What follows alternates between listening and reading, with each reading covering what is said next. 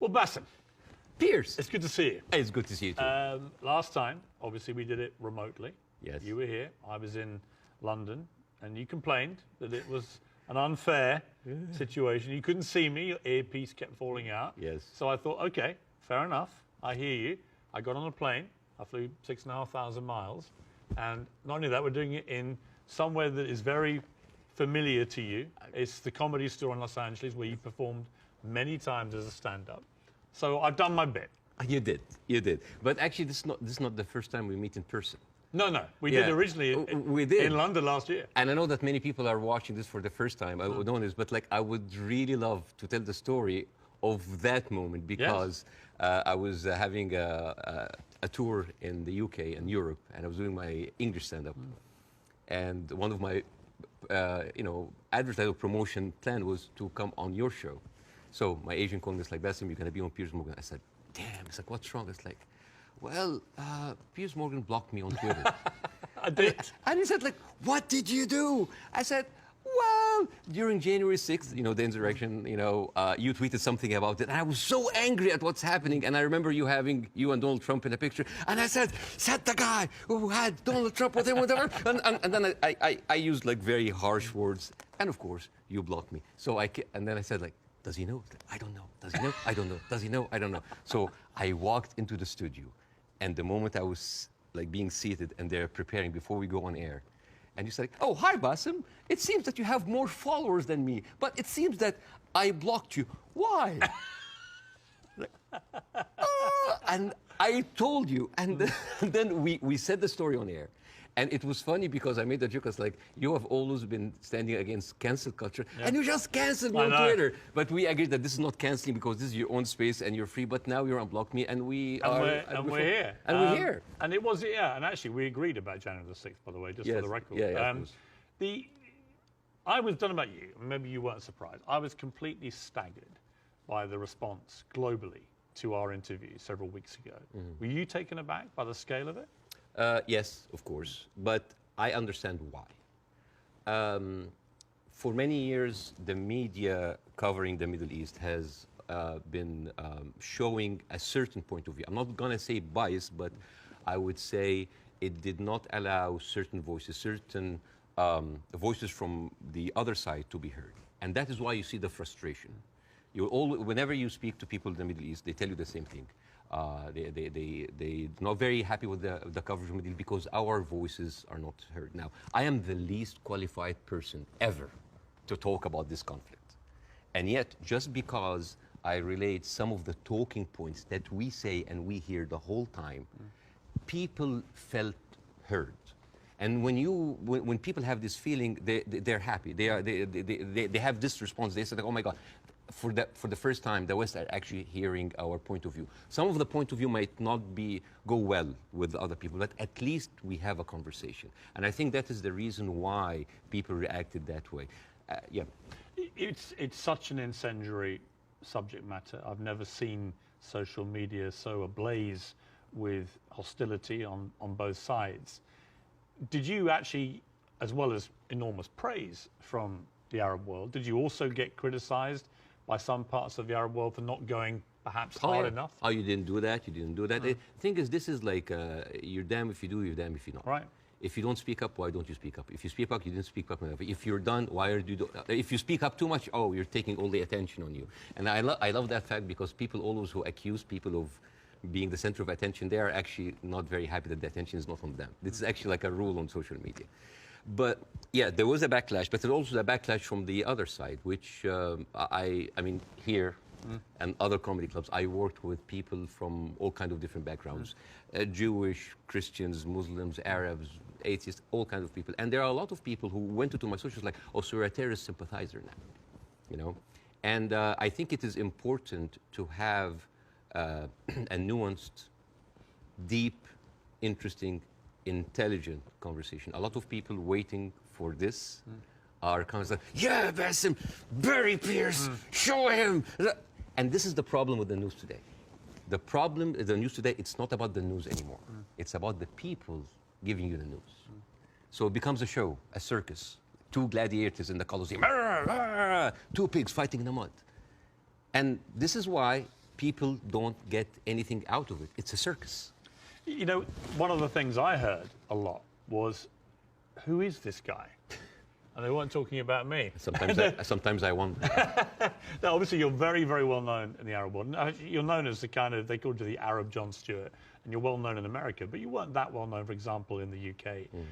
And I think what this interview did, it made a lot of people think, wow, all right, this is incredible. But tell me more about Bassem Youssef. And I did a bit of research into your life, and it is a fascinating journey that you've gone on to get here to Los Angeles. And I think it's worth just taking a little beat here to talk about this, because you began in Cairo as a heart surgeon. I mean, that was your career path. Yes. And you were a heart surgeon. I was a heart surgeon until, I spent 19 years in that career, 7 years in medical school, 12 years as a practicing doctor. And 2011 happened, and the revolution happened, and I had my own show on YouTube. I did like small videos. Well, I'm going to come to this, because I was by coincidence, I had just joined CNN to replace the great Larry King. And I hadn't actually done any live show. I'd done a few weeks since I joined of taped interviews with big names, Donald Trump, Oprah Winfrey, things like that. And I was flying back to Los Angeles when I got a message that Egypt was going up in the start of the Arab Spring. And I actually went to a studio very near here, about a mile down the road on Sunset, the CNN studio, the old Larry King studio.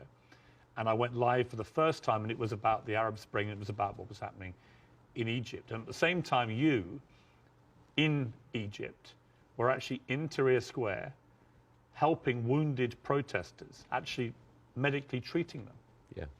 I mean, this was a kind of movement that inspired a lot of Egyptians. At the time, I was in the hospital, and a lot of people just had volunteered, and the nurses were just like giving us like supplies, go, and we were going there, and we were basically tending to the wounded, because it is, and it kind of gives you a different perspective when you see helpless, defenseless people who are not armed, who are being beaten by security forces, military forces, being shot, being hurt. And all we can do is just like provide some medical attention. And it kind of gives you a perspective to see how humanity sometimes can show its most ugly face. And the suppression of free speech, freedom of expression. The ability of people to say what they honestly feel about a situation. And the suppression of people's basic rights to freedom. Absolutely, And that kind of like taught me a lot, and inspired me to do the show. But well, I mean, it's a crazy story, this, and I want to tell it, because you just decide to do 5-minute stuff on YouTube. And you are expecting a few people to watch it. And then literally it just flies, and suddenly you're getting millions of people watching this. And very quickly, one of the big networks comes in, and then you're suddenly doing this stuff for 30 to 40 million people. Like a third of the entire population of Egypt is tuning in to watch it. You're the biggest star of Egyptian television. Oh, please. But you were. Don't stop. I mean, what an extraordinary thing, though, for a heart surgeon to go from helping protesters medically in Tahrir Square at the start of the Arab Spring to within a year, you're the biggest star on Egyptian television. It's a crazy thing. It doesn't sound as glamorous as this. It felt horrible. Did it? Why? Oh, yeah. Overnight fame, this size, it's toxic. Terrible. It corrupts. It goes into your soul, and it's not good. It's not. I actually didn't enjoy it. And the worst part about it is that like you're trying to do comedy in very controversial climate about very controversial issues. So you'll never satisfy people. And the problem is that people have these expectations. Oh, if you are successful in this, you must be successful at solving this. And when things are not solved, because politics, as you know, very difficult to solve, that expectation, this love turns into hate. And this is one of many reasons that I had to leave, and I came here eventually. Well, let's just take people through what happened, because they probably don't know, a lot of people. So during the presidency of Mohamed Morsi, who was a democratically elected Islamist, you had relative freedom to start, but then the more you went after government propaganda, the more you stood up for the people against the government, then the trouble started. Morsi wanted to shut you up. You eventually get dragged through the courts. For one day, It was a warrant for my arrest, and then I turned myself in, and I was interrogated, and it was the funniest interrogation ever. And in my stand-up shows, I talk about that scene. Because the guards were reading the stuff out and laughing, right? Well, the guards were taking selfies with me, which is funny. Right. the exchange between me and the prosecutor, general prosecutor, was extremely funny. I mean, I don't like to victimize myself. I don't like, oh, look at that. I actually like to find humor. But why were you arrested? What was the criteria? Oh, yeah. I think the list was insulting Islam, insulting the president, spreading false rumors, and disrupting the fabric of society. And it was, I think the people in the room didn't know what to do with me because they ended up discussing my jokes. So it turned into a writer's room. And I was kind of like, how do you think we make this funnier? And it was the funniest exchange ever. And after 6 hours, I was let go. And was it scary, though, at the same time, that suddenly the machinery was getting a grip of you? Because it was to get a lot scarier. But was it in that moment when you first got arrested, you thought, I'm being arrested for breaching my freedom of speech, right? For some reason, I just like went with the flow. I went to the interrogation wearing the big hat. I went to the show. It was just, I just wanted this to be a farce because I just like, you're really coming after the comedian. And I just tried to enjoy myself, but deep inside I was dying. Well, it gets serious enough where you may have died, because actually Morsi gets, of course, deposed. In comes General El-Sisi in a military coup, and he doesn't find satire a laughing matter, particularly when the jokes are about him. You get blocked. They literally block your show from airing. I aired one episode, and it's interesting. This is a very interesting story, because the first episode that was aired after the removal of the Muslim Brotherhood, everybody was waiting to see what I will say. Because by that time, all of the Islamic channels that were, I mean, like me and Islamic channel, like it's like they had 5 channels, and they were like me and them going like that. They had like 5 channels and have only 1 hour a week. And then they were removed. And then a lot of the other dissident voices were also being shut down. Now, people are waiting. What will Bassem say? And on the day that the show aired, the next day I went out, and everybody's like, good, at least somebody is speaking. It was a very controversial episode. Nobody liked it. And yet everybody liked it, because people said, like, you're supporting the coup. No, you're the Muslim Brotherhood. Everybody accused me of something. All I did in that episode was just being a mirror of what is happening in the street and showing them how ridiculous it is. You didn't take a fixed position. Well, my position, depending on what's your position? What did you intend your position? My position was to show the ridiculousness of how the people now was like, oh, we got rid of Islamic fascism, but we are heading towards another fascism. There was a song that I did that was very controversial. People, and it's very funny, the pro-Muslim Brotherhood thought that this is a disrespect to the people who died. And on the other side, the people said that this is a disrespect to the army. And when you manage to offend everybody, you know you're right. Yes. And then the people in the middle, it's like, oh, you weren't tough enough. And I was told, that's like, why didn't you go after? The ceiling of freedom just went down, and I was just like, it is very difficult to go against an authority that was very popular at the time. And especially a military authority with a lot of experience of weaponizing these situations. Yeah. You had death threats. People would always choose, most of the time, they will always choose the military form rather than the religious form, because they kind of like, at least they are not infringing on my personal freedom. Not yet. But you had threats on your life, didn't you? Oh, all the time. I don't talk about that because, like, I have been having death threats, like, never stopped since 2011. Never stopped. Have they continued since our last interview? Oh, yeah. They never stopped. People threatening to kill you? All the time. Why? For what reason? Oh, for just saying something that they don't like. Oh, because you are against Egypt, you're against Islam, you're against our president, you're against God. It never stops. It never stops. It doesn't bother you? I mean, if you die, you die. You know?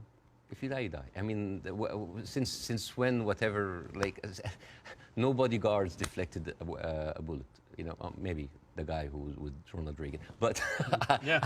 I think it's like whatever. Even like at a certain point, I actually had like private security. And then I told them I can't. I cannot live like that. If that's my destiny, if I die, I'll just die. You end up with your lawyer saying you've got to get out of it. You've got to get out of Egypt. It's getting too dangerous. Yeah. Something bad's going to happen. You're going to get arrested again and probably thrown in jail, or you're going to try and kill you. And you flee to Dubai, and then you end up here in America. Yes. Was that always the plan, to eventually come to America, or was it expediency because of what happened? Well, it's funny that you said that because I visited the United States after the first year of my show. And a doctor that's there, an Egyptian doctor, has been there for a while. I said, listen, Bassem, you are very visible in the media, and I think you can use that to apply for a green card as a special talent. And I did. And it's like, I have like a huge show in Egypt. It's actually the criteria, because I have the same. Yeah. Is an alien of exceptional ability. Yes. Is what they call you. Yes, we're very, charmingly. Yes, we're very We're exceptionally able aliens. We are, but we're still aliens. Yeah, yeah. I know. It always makes me laugh. Like, you can come here, but you are an alien. You're an alien, but you're exceptional. Yeah. And I just applied for it, and I got it. I got the Time 100 that helped boost from my application. I said, maybe I'm not going to use it. And then when that happens, ooh, the green card came handy. So a lot of people think that I'm here on asylum. I'm not. It was just a strike of luck. You now do stand-up. You've done it for 5 years. And fascinatingly, you do some of it for an Arab audience. You have a whole show in Arabic and an English-speaking version. Yes. And they're probably very different, right? Totally because different. Different sensibilities, different humor, different crowds, different expectation. Yes. Well, when the Arab audience come to my show, they expect that's going to be another version of my show that I did in Egypt. And I said, no, it's my personal story. And that when the Arabs come to my English shows, like they think it's like an English version of the shows. Like, no, it's a different story.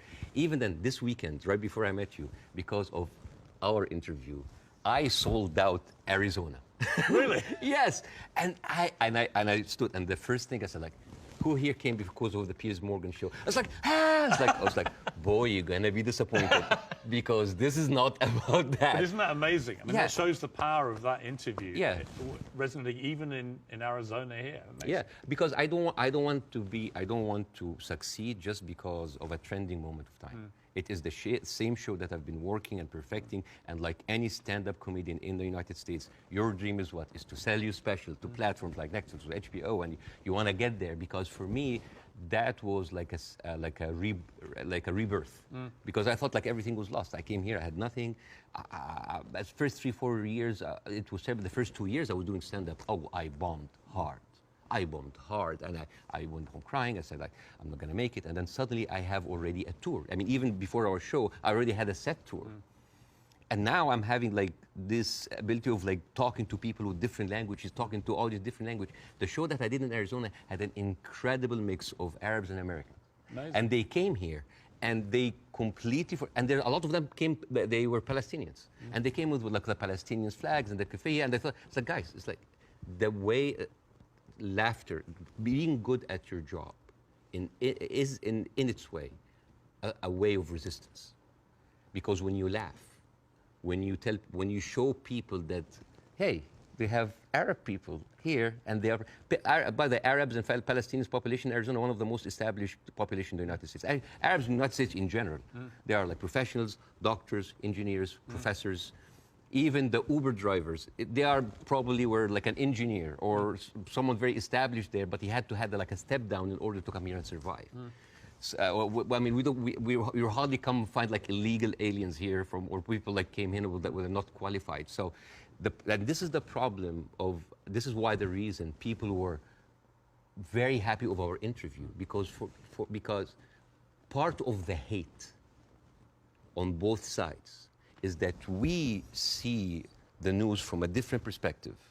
And people here see the news from another perspective. And everybody's like, why are those people reacting like this? Because they don't see what the other person sees. And I hope in that interview that we can bridge that gap. Yes. Before we, can I Yes. show? Okay, so this is a gift from me and my wife. This is olive oil from the West Bank. Ah? Whenever I go to Jordan a lot, but my wife also ask for the oil from the West Bank. It's very good. It is the best oil ever. And the thing is, the olive trees, they survive up to 600 years. And they are passed from one generation to the other. And it is like a family heritage. And the way that you do it, so this is za'atar. Za'atar is basically thyme, and you add to it sesame and a bunch of herbs. And the way that you eat that, you take like a piece of bread. We don't have to do it now, maybe at the end of the interview. Yeah, we'll do it, yeah. And you soak it a little bit in the oil, and then you take the za'atar. And I'll demonstrate here. Chuk, chuk, chuk. And then here. I love it. Well, I love Arabic food. So at the end of the interview, you're leaving with this oil. So I will take that. It shows that. Well, thank you. And it's very kind of your wife. Thank you. Thank you very much for me. Well, I'm the one who bought it, but it's okay. Obviously, you started the last interview with, I mean, I would argue savagely dark humour involving your wife. How you've been trying to kill her, and she was using your kids as human shields and stuff. And I'll be honest with you. And I'm still trying to. But you know what? When I failed, you know what I did? I went out to the house and I just like randomly slapped other neighbors.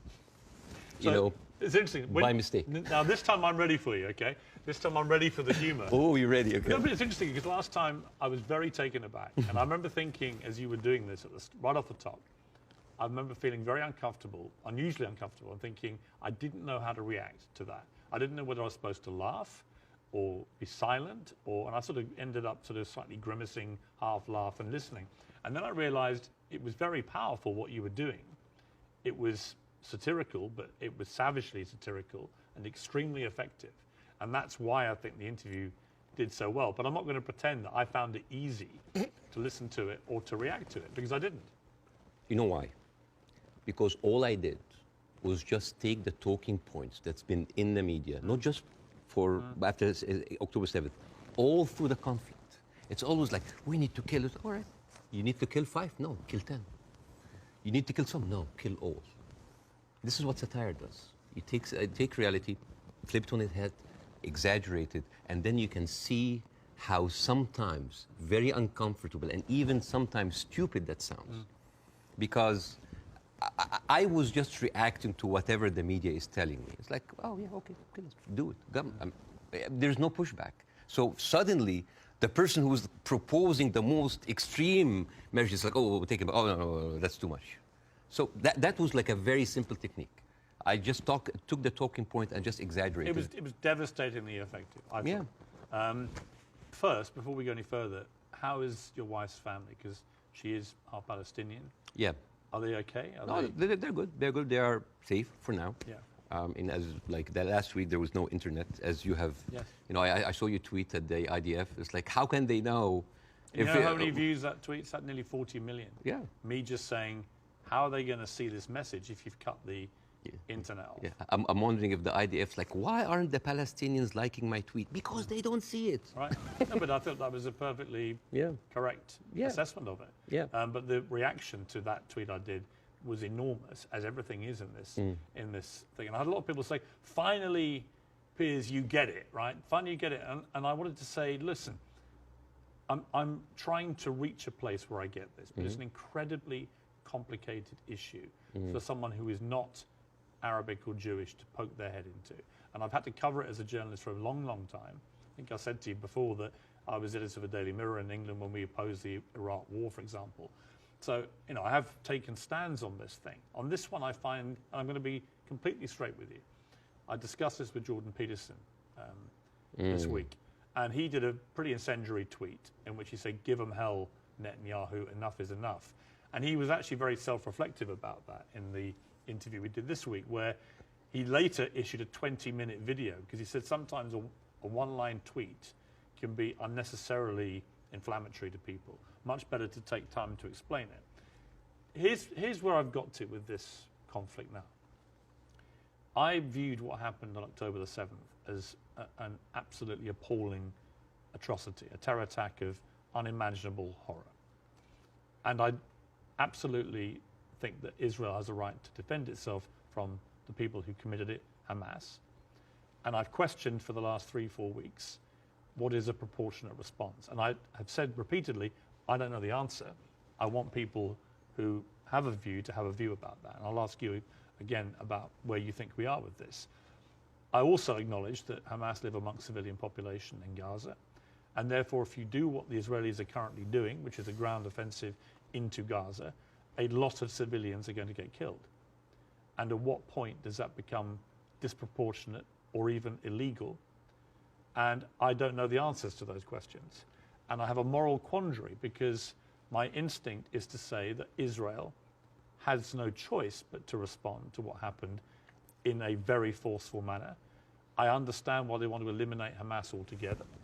I understand that if they feel they can, then perhaps we can move to a two-state solution or peace or whatever it may be, although I don't think Netanyahu will ever be the person to do that. But the moral question for me is, at what point does this become disproportionate? And when you see thousands of children being killed in Gaza, it fills me with utter horror. And then people say, well, do you condemn it? And I find it very easy to condemn Israel turning off the water, Israel turning off the power. I think it's ridiculous that Israel should have that power over millions of people who are not part of their country. I think it's terrible what's happening in the West Bank with the settlers. I think that the stuff there is completely easy to condemn. But can I, hand on heart, condemn Israel trying to destroy Hamas after what they did on October the 7th? That is where I'm struggling to find myself saying I condemn it, because I believe that they are right to try and destroy Hamas. Now, what do you feel about my moral quandary? Well, there's a lot of points, very lot, and I think this will kind of like lay the ground rules for that interview. There is a whole thing about like, is it right to defend itself, the condemnation. First of all, let's start with condemnation. Yes. You want my opinion? Yes. Condemning Hamas or condemning Israel? Yes. Completely useless. Completely useless. Why? I condemn Hamas, you condemn Israel, interview is over. What happened? Nothing. It is just checkpoints, like morality checkpoints. But I've interviewed a lot of pro-Palestinians, for example, some of whom will immediately say, I unreservedly condemn the terror attacks of October the 7th, and then go on to criticize Israel. And I think that's it's a position I can completely respect. Yeah. But I find it much harder to respect a pro-Palestinian guest on my show if they simply resolutely refuse to say that they can condemn the terror attacks. Yes. I find that less worthy of respect. But you see, this is the problem with the news. We go into the circular motion of the same answer. One thing that I have noticed, not just on the coverage of these events, the events before and before and before, every time this starts, people say, we don't know what's happening. It's a very complicated situation. Right. What is happening now?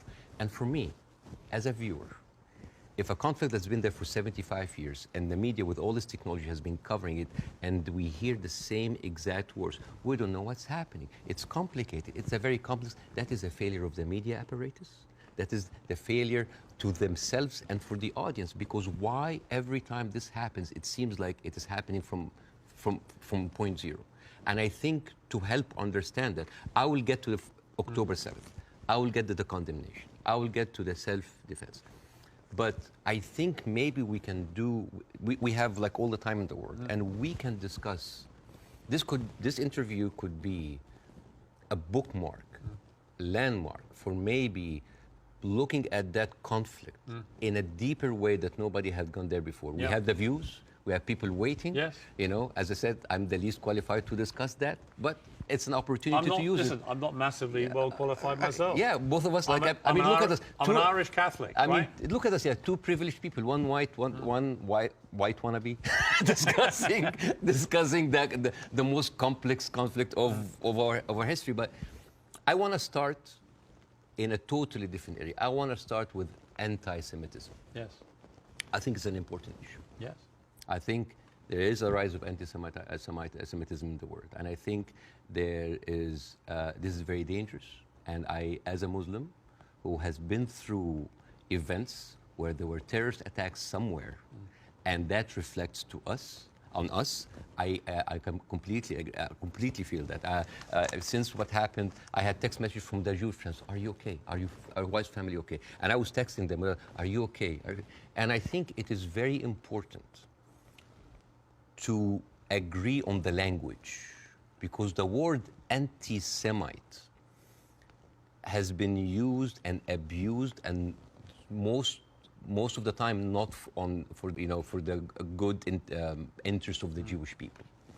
Because the first 2 days of the coverage, I watched the news, and there was a lot of protest that was led by Jewish Voice for Peace, and they were led by people who opposed the Israeli attack on the civilians.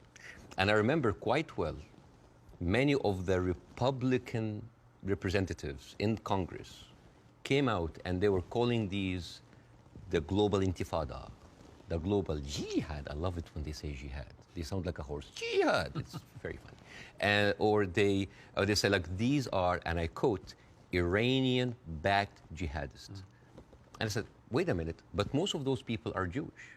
Those people who took over the Capitol, the same people who took over Central Station in New York, which is known as the biggest civil disobedience event in America in the last 2 decades, they were all Jewish. And then I find Nikki Haley saying anti-Zionism equals anti-Semitism. And then I remember, it's like, oh, Jewish people in America are saddened by the fact that they are not citizens of America or citizens of the world, but they are citizens of Israel, and they have to back Israel in whatever they do. And these are not my words; these are the words of Jon Stewart. He went out and he said, it is very, very important to divide these two. And what is very, very interesting. Would you compare that on that specific point to the way that people try and say all Palestinians are responsible and accountable for what Hamas do? Yes, yeah. In other words, I think you can be very critical of Israeli government and their policies and Benjamin Netanyahu and the politicians, but that doesn't mean that you have to take that criticism to innocent Israelis who may have exactly the same criticism themselves. And this is why it is very important to have these kind of discussions, because the saddest thing that I saw is the people that were in so much support of Israel are anti-Semite themselves. MTG, Marjorie Taylor Greene, you know, she said, like, oh, I send my aides, and they took pictures of the protesters. Basically, she's surveilling protesters. And Marjorie Taylor Greene is very known for a very famous post in 2018 where she blamed the California fires on a Jewish space laser gun. Do you remember that? Do you remember that? It's just like, oh, they were burned because Jewish investors, Rothschild and Feinstein, anything that ends with Stein, because that's, of course, sounds Jewish. They put a satellite and shooting laser beams to. It's possible. And not just her. You have Steve Skoulas. Thank you so much. He is now the Speaker of the House, and he has been invited before for an organization that was funded by David Duke, the founder of the KKK.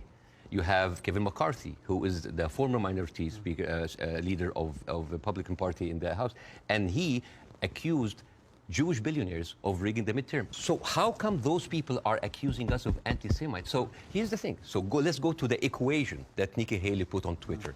Anti-Zionism equals anti-Semitism. No, it is true. People who hate Jews, they're also anti-Zionists. It is true. And you could be someone who hate Zionists, who don't like Zionism, and you are Semite. You could even be Jewish. And guess what? You could be a Zionist, like those people, supporting Israel, and at the same time you hate the Jews, because the chant, Jews will not replace us, these echoed in Charlottesville. It did not echo in Gaza. I mean, in Gaza they say worse stuff in between the bombing on their downtime. And these are the same people who are seen with Nick Fuentes, with Stephen Bannon. And you know what's most interesting? Trump had him for dinner at Mar-a-Lago. And all of those people are buddies with Benjamin Netanyahu. So how does this work? How does this work? And you know the people who speak against this, like Jon Stewart, like Bernie Sanders, like Naomi Klein, what do they call these people? What do they call them? Self-hating Jews. And you know what else now they call them? They call them capos. Capos. You know what's capos? Capos, basically these were the Jewish inmate in Auschwitz that were forced by the Nazis to stand as guards on their own inmates. You see how degrading this is. And this is the way to shut down conversation. Anti-Semite, Islamophobe, you hate America, you hate the military, you hate Egypt, war on Christmas. This is how you shut an environment that does not allow disagreement is not an environment made for Let me growth. ask- It's an okay. environment made for control. Let me ask you this. Say, take the student protests in Yes, America, at universities. I have no problem instinctively with students protesting. It's actually part of the DNA of being a student, right? But I do have a problem with two things. One, the protests that happened almost immediately after October the 7th, within hours, which were clearly, deeply, deliberately inflammatory and hurtful to Jewish people. Secondly, I have a real problem with the students who were beaming direct pro-Hamas slogans onto buildings on campuses in America. You know, I'm all for free speech, and I really am. The whole show is predicated on that. But not to the point where you see Jewish students barricaded into libraries because a mob is descending on them. There is a distinction to me between people who are obviously overtly, I mean, there was a professor at Cornell University who was literally seen in public shouting how exhilarated he felt by the attacks of October the 7th. He still hasn't been fired, that guy. I think that crosses a line. Do you? Yeah, I do not like this way. I mean, I can understand why, but I don't condone it. I would never, because you have to understand these people, again, I'm not supporting them. I just want to make sure about two things. The reason that I started with anti-Semitism, because I wanted to make sure to clear any confusion that when I speak about Israel, I'm speaking about Israel. Yes. When I speak about Jewish people, I'm speaking about Jewish people. Yes. When I speak with my Zionists, I'm speaking about Zionists. It was very, because No, I think it was very powerful that you did that. Yeah, I have and to be careful. That's the first thing you did, because I think it's really important. Yeah, but at the same time, when I tell you why does that happen, it doesn't mean that I condone it. There's a difference between explanation and justification. Those people who are exhilarated, the way that they see, this is the same reason why people were so happy about the interview. What do they see? They see Israel as a criminal state who is killing their people, and in the same time, they are supported by the international community and America. They have no guns, they have no superpower backing them. All they have is just a feeling of happiness, like, yes, our enemies that we cannot touch them has been hurt. All they can think about, that these are their enemies that have been hurt, right?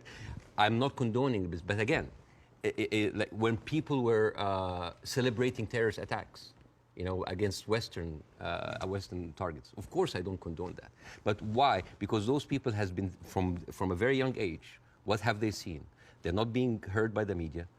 The plight and the suffering of their brothers in Israel, in Palestine, in the Arab world are not being heard. People in Iraq, you know, like when America and Britain invaded Iraq, right? What the Arabs saw? It's like two superpowers are coming in on just regular people. So whenever there was like a bomb or like an attack on American troops, people would celebrate. Yeah, they're our enemies. Emotions are very inflammatory, and it is not right. But those people had nothing else. All they can is just like shout. All they say is like to rejoice. It is not right. Again, I'm explaining why is this happening, because it's like, yeah, if I cannot get you, I'm just gonna scratch your eyes. I'm gonna scratch your eyes because you've been beating me all the time, and you have the whole international community backing you up, and all I can do is scream. Is it right? No. But it is understandable. Again, it's not the right thing. But no, it's not like understandable. It's like, oh, no. But again, it is an explanation. Now, hate. And again, this is another way why this has been magnified in the media so much. What does the Western audience see? They see people rejoicing for the death of innocent civilians in Israel. This is what have the Arabs seen for years on the Arab world. For example, if you look up Sidrot cinema, this is in 2014 when Israel was bombing Gaza as usual, and the Israelis in the Sidrot, the kibbutz or the settlement, they went on a hill and they had popcorn and they had drinks and they were like watching the show and they were cheering with every rocket coming down. This is what we see. Western people didn't see that. Well, somebody found a tweet actually of mine from 2014 in which I said, at what point does what Israel is currently doing to the Palestinian people become terrorism? And because I've always said, you know, I've spoken about this a lot over the years, and I've always tried to be extremely fair-minded, albeit nobody really wants you to be fair-minded. They want you to take a side.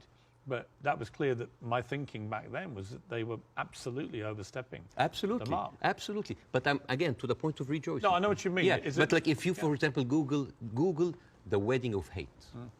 This is like a Jewish wedding in Israel where they were celebrating the arsons and the burning of Palestinians. To be clear, I've seen lots of videos. No, but I'm not talking to you, Piers. No, I know. I'm talking to the Western audience because I want to see, like, I want to say, like, this is what they see. I mean, for example, there is a very famous video for Samuel Abu Za'anin, who is like a young kid that he was shot point blank by an Israeli soldier, and he was not allowed to have any medical attention. And as his dead body was being put into the ambulance, the Jewish settlers were cheering. So for an Arab audience, this is what we see every day. So when they see, oh, we heard them back, we heard their people like they heard back, it is not right. But this is what hate does. It escalates, it feeds each other. Radicalism feeds it. It is terrible, and it is just like a vicious circle. So I would like to do something that is very interesting tonight. When I invited Jon Stewart to my show, as much of like a reception that if you see on the YouTube, people just like, we had to cut the 5-minute standing ovation for broadcast. People were on their feet for 5 minutes. They could not believe it. I remember Jon Stewart telling me I could never imagine that a Jewish guy from New Jersey would have that kind of reception in Cairo. And yet, on the internet, people who were like, what? You brought a Jew on your show? Why you are with a Jew? Yes, hate is there. Yes. So, and the thing is, like, why we do not see each other, people in the Middle East, people in the West, that we do not put ourselves in each other's shoes. And I want to do something very interesting today. I want to give. I like telling stories, and I'm going to tell you a very nice story. This is the story, surprise, surprise, of the suffering and the plight of the Jewish people. And I want to say that because it is very interesting when you see the trauma and the suffering that the people on the other side went through, you might understand why they're coming through. So this is, see this? This is a map of all of the history of the expulsion of the Jews in Europe. They've been like, I have never seen a minority being kicked around this much, right? And of course, this comes back to the, the whole idea about the original sin, that you have betrayed Jesus Christ. The blood of Jesus is on your hands. And then comes the 11th century. At that time, Jewish people were not allowed to own land. They were just peasants. Even some of the professions they were not even allowed to participate in. But they were allowed to do one thing, usury, money lending, because it was prohibited by the Catholic Church to engage into that. So what happens when you work in money? You get richer, right? And those Jews lived in ghettos. Now, ghettos was not just like isolated neighborhoods in cities. Sometimes ghettos were outside the city. This is like how isolated they were. And in those ghettos, they have to pay gold to the mayor or the governor or the prince or the noble. So they would see, you're getting richer. I need more taxes. So they pay tax. What happens when you have a business and they increase your rent? You increase your service, increase the taxes, increase the... So what happened? The Christians started to default. And suddenly, the image of the greedy Jew was created. Shylock, merchant of Venice. If it will feed nothing else, it will feed my revenge. Like never did I see a creature I can't remember that. Never did I saw like a creature that looked like a man so keen and greedy. Confound of a man. English. I messed it up. Anyways, but this was the image, greedy Jew, the greedy Jew.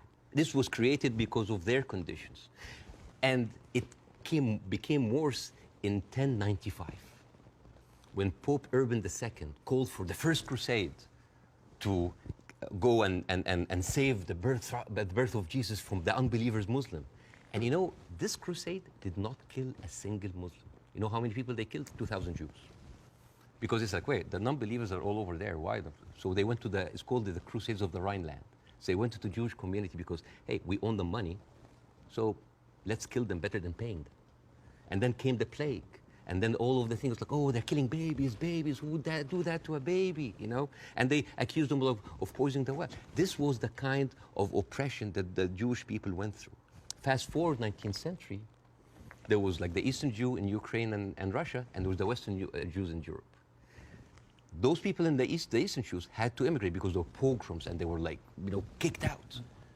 And at a certain point, the people in the West, especially in England, it's like, there are too many Jews. We need a solution. A solution for what? For the Jewish problem. So it's like we need to get rid of them. And you know what? Palestine was not even in the A list. Palestine was in the B list. Because England proposed 6,000 square miles in Uganda for the Jews, 1903. And the reason why Palestine was not on the list, that it was objected by a lot of rabbis that said, like, it's a promised land, but only when the Messiah comes. But there were other options: Argentina, South Africa, Uganda, Madagascar. And eventually, they said, all right, let's do Palestine. So they went to Palestine in 1914. There was 700,000 people living in Palestine, 3% were Jewish. 1917, Balfour Declaration. Arthur Balfour, he called the Jewish people in England that they are alien and hostile race.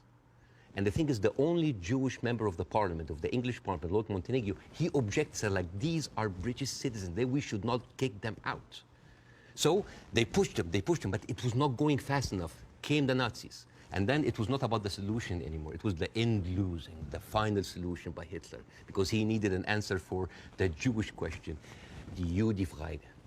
And then, as you see, the Holocaust happened, the most orchestrated, industrialized, horrible genocide in our modern time. 6 million Jews died. So it accelerated, and they went. First of all, they left Eastern Europe, and they went to West Europe, and they went to America, and they were turned down, and they were pushed towards Palestine. So by 1948, right before the declaration of the State of Israel, there were 2 million people living there. Only 30% of them was Jews. So the whole idea of like a land without a people to a people without a land was a marketing thing. They were already Palestinians.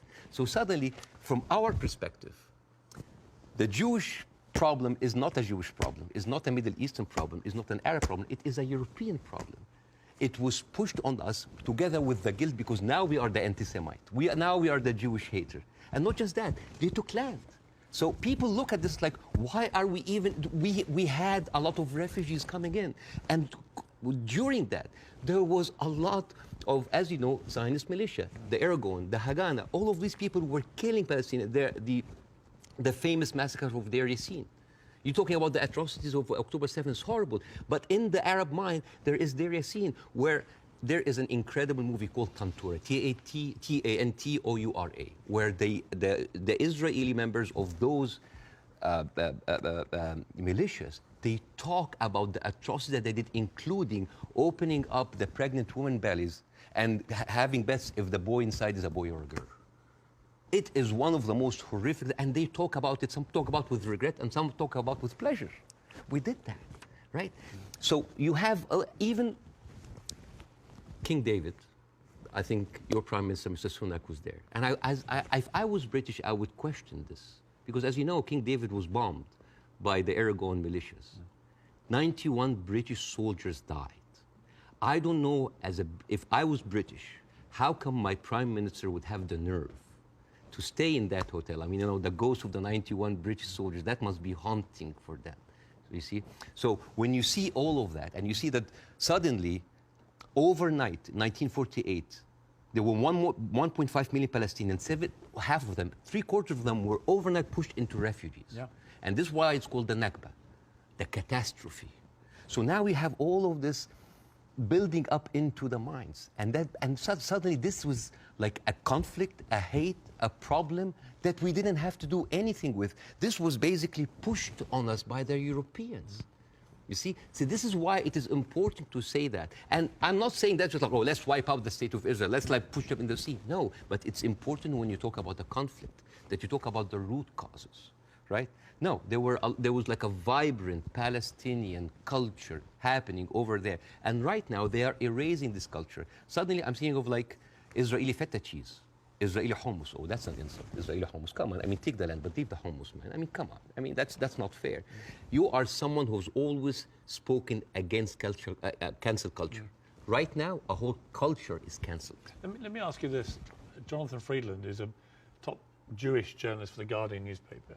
He wrote a very interesting column last week in which he said, at the root of all this, you could argue you have two sets of people with just cause, and they believe passionately in their just cause. and he was sort of advising people not to take sides unless you really understand the history. Would you agree with that? Would you agree that both sides have legitimate just cause? Not with the methodology that's, you've given an extremely detailed analysis of the build-up to what happened in 48. To me, it's pretty clear 700, 800,000 Palestinians were displaced from their overnight homes, and it should never have happened. And that has been absolutely, I think, the root cause for so much resentment.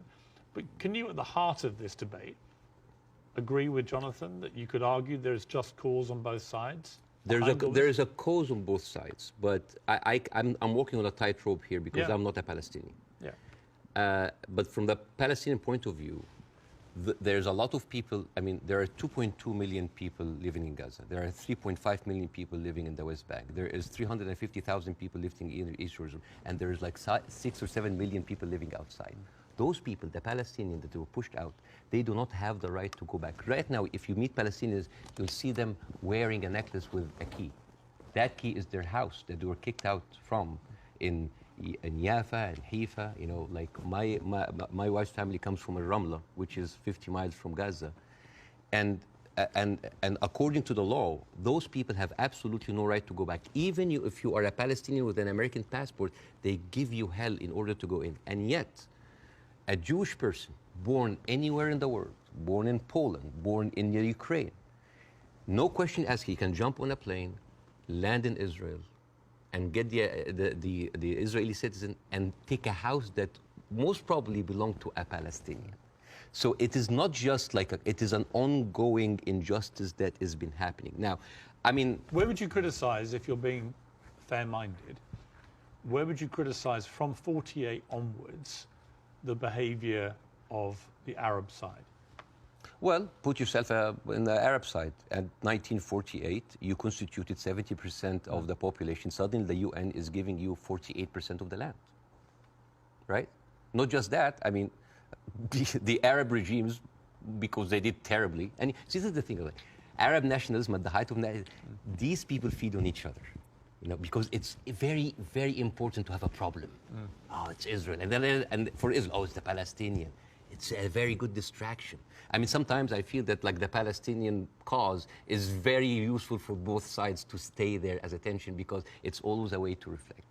But, and this is a very important question because in the mind of the Western audience, they always thought of the Palestinian resistance or the Palestinian side as like Islamic, as militant. No. As a matter of fact, some of the early suicide bombers were female Christian Palestinians because they, like the area, you know, they were fighting for a land. The whole idea of Islamization of the whole cause came very later. As a matter of fact, you will find this very interesting because when I saw this, I did not believe it. This, you know, the Fatah movement, which is the PLO, the Fatah. This was their slogan. Can you see? You see there's a crescent, a cross, and a menorah. And they say unitary, democratic, non-sectarian. So basically in the 1960s, Fatah were basically marijuana-smoking, tree-hugger hippies. And yet that didn't work, right? And the thing is, I always hear that like Arabs were giving so many chances for peace. That is not true. As a matter of fact, all along history, Israel didn't give an inch of land by peace. 1973 war, they gave back Sinai because Egypt like initiated the war. 2006, they went out of south of Lebanon because of the resistance they have. Even the disengagement of Gaza, they didn't do it out of the goodness of their heart because they had too much casualties. And even the Oslo Accords, the peace treaty, the one that Isaac Rabin and got the Nobel Prize for, they did it because of the Intifada. So what is the message that Israel is giving to the Arabs? I will never give you anything with peaceful resolution. You will always have to fight for it. Do you not think that, for example, I mean, Bill Clinton feels this very strongly, that there was a great deal to be done, and Arafat, just in the end, having indicated the whole time that if we got to this place, there would be a deal, just walked away. That was the closest that everybody came, and that actually, I mean, could Clinton have done any more than he tried to do then? I am not, again, that's why it's very important to have people who are much more qualified than me to talk about this. But two things I can say about that. Number one, the whole thing about the Oslo Accord, there was a video for Netanyahu who was talking to the settlement offer in 2001, and he was bragging about sabotaging. He was talking to them, I was like, I sabotage, it's like there was going to be no peace. Yeah, you've seen that, right? Yeah. And in that video, if you remember, when he was saying, like, you have to hit them hard, 2001, no Hamas at the time. They were talking about the Palestinian Authority. We have to hit them, we have to kill them, we have to make them feel the pain. And then one of them says, like Bibi, but wouldn't America kind of just like, so what? The American public is easily manipulated. 80% are with us. It is absurd. And as a new American, where I can have the privilege of being retrospectively angry, I said, like, this guy is mocking the government and the people who have been with him all the time. It's like, oh, they can be easily manipulated. They can do it. And even, by the way, even Isaac Rabin, the one who actually did the peace accord, he was known famously, said the way to actually beat those children is to break their bones, called the broken bones policy. They will like get those kids and break their bones on the pavement. So this has, the whole idea about like Israel wanted peace and Arabs wanted to fight is a very, very bad representation. I actually think as it's gone on, the genuine will on both sides for peace has not existed. No. I think it's been a deceit to the world. No, I'm sorry. And to the relative groups of people on both sides. The official... And actually a betrayal of them. The official stand of the Palestinian Authority, and again, I cannot speak, it is very difficult to do this. The official stand of the Palestinian Authority is that we are just happy with 22% of the land. Just give us like that. Yes, there are people that dissent, but the thing is, you cannot just say, okay, let's talk about peace. And then you take away my land. Let's talk about peace. And there's a kind of like passive aggressiveness happening. Oh, let's talk about it, but I'm going to build settlements. I'm going to suffocate your cities and your villages. See, I think that has been incredibly inflammatory. Yes. Worsening the situation. I think putting back the chance of peace. I mean, Netanyahu, I interviewed Netanyahu earlier this year in the middle of the big social protests in his own country.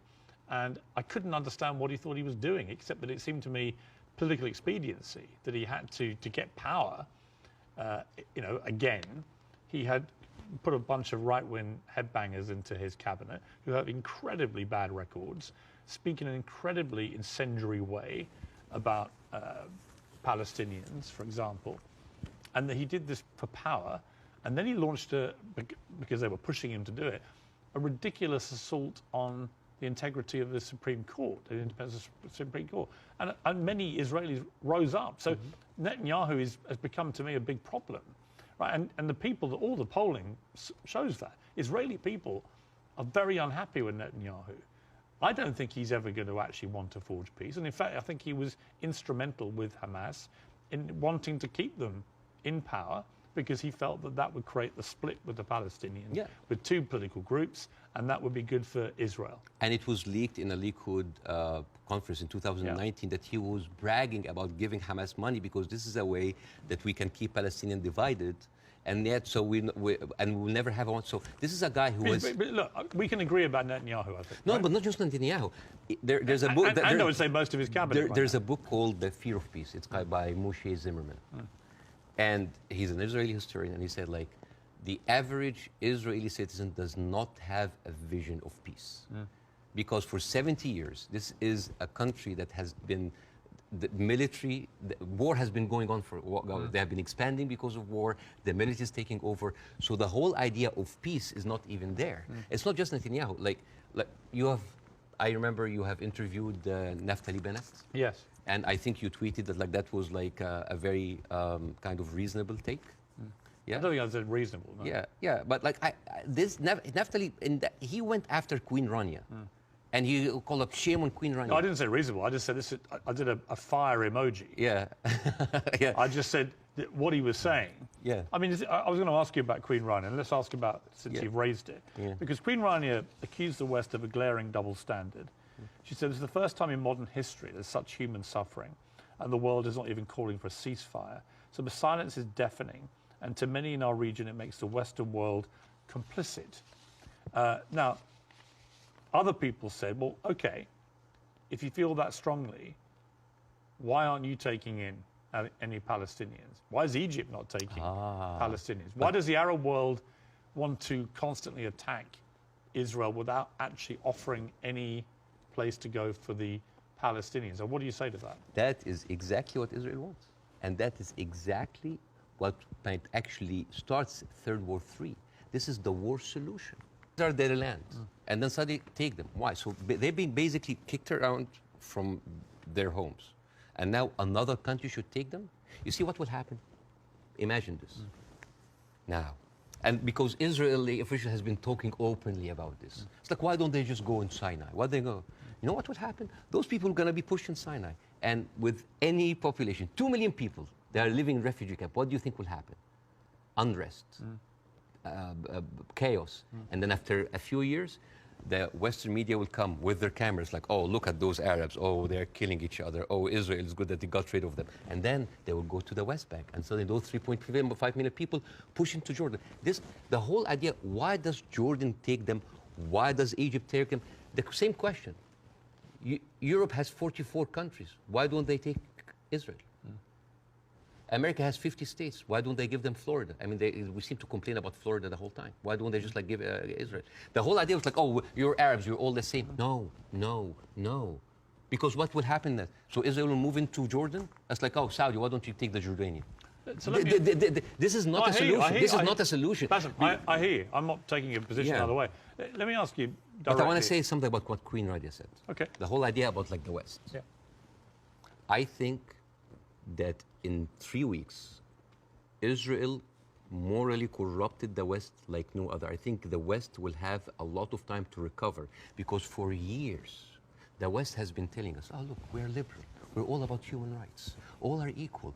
Adopt our values. And then suddenly, but you don't want to even to cease. We don't want to even tell Israel to stop. And suddenly we wake up and we found McDonald's are giving free meals to the Israeli because like nothing will make you feel better after killing a bunch of Palestinian kids than a happy meal. So let me ask you this. They have a toy. So this brings me to Hamas, okay? So what Israel will say, because they say it to me every time they come on the program, whoever from Ehud Barak to Natalie Bennett, whoever it may be, they say, look, we suffered such a catastrophic terror attack on October the 7th that we have decided we are going to get rid of Hamas. There are 40,000 or so Hamas terrorists in their eyes who need to be got rid of. And I do believe they're terrorists. Only terrorists can commit the kind of act of terrorism we saw. So can we, on that point, can we agree on that? Do you believe Hamas is a terror group? It is classified by America as I'm not a big fan of Hamas, and they are a militant group. That does like stuff that... Are they terrorists, do you think? Yeah. Cool. Okay. So we agree on this. So you have 40,000 of them living in Gaza amongst the civilian population. If Israel has decided to eliminate a terror group, Hamas, as the world did with ISIS, for example, and I think there are a lot of parallels given the way they behaved on October the 7th to ISIS, how do you do it? How do you do it if you don't do it the way Israel is currently trying to do it? Exactly not the way that Israel does it, because if you have one of the most advanced military powers in the world, and it takes you 3 weeks, 9,000 Palestinian civilian death, 21,000 injured. As we are talking right now, Israel just bombed Jabalia, which is a known refugee camp. This is not self-defense. You know, like one of the most questions, like, does Israel have the right to defend itself? This is a no-value question.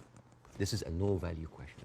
Well, I would ask a different point. I would say, not only do they have a right to defend themselves, which every country would after a terror attack, right? But they actually have a duty and responsibility to their population to try and stop that happening again to them.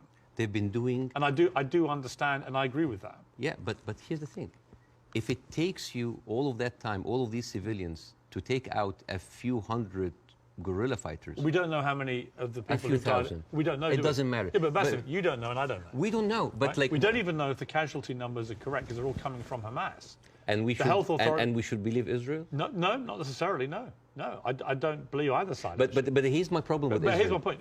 I don't think we should assume that we know these statistics are correct.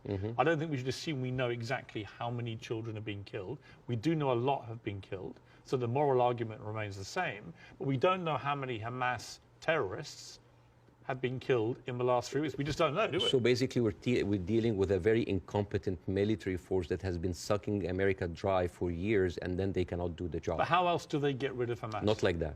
How do they do it? I don't know, but not like that, because they've been trying. You've got to have another. They have. First of all, I'm not a military expert. Second of all, they've been trying the same thing for years. They go in. This is not an eye for an eye anymore. This is an eye, a limb, a life, a house, a neighborhood, a whole population for an eye. They don't sit. I mean, your friend Ben Shapiro, that you particularly despise. Oh, I love Ben Shapiro. He's very smart. Oh, yeah, but you've been very critical of him, and that's fair enough. I'm sure he would be of you. But when I asked him about proportion, he said I don't care about a proportionate response. So let's kill civilians as Hamas did this, so we are going to get rid of Hamas. But it's not in his eyes. It wasn't eye for an eye, tooth for a tooth. It was this group of terrorists did this, and we are now going to rid the world of these terrorists. And this is very important to look at things in context. When you see how Israelis talk inside their community, there was a very famous post by Uriel Eritzol. He is the speechwriter of Netanyahu. He said, "What is so horrific about understanding that the whole Palestinian people are our enemies? All of them are enemy combatants. We should kill them, kill their mother, destroy their homes, the homes that they raised those snakes, so no snakes will be raised in this house anymore." And this was reposted by Ali Chaket, which is the Minister of, wait for it, Justice. It's not about Hamas anymore. It is not about Hamas. They can tell you it's about Hamas, but it's not about Hamas. It is basically, they have said it many times, Piers. This is a way to kind of push them into Sinai. This is not about eradicating Hamas. This ship has sailed.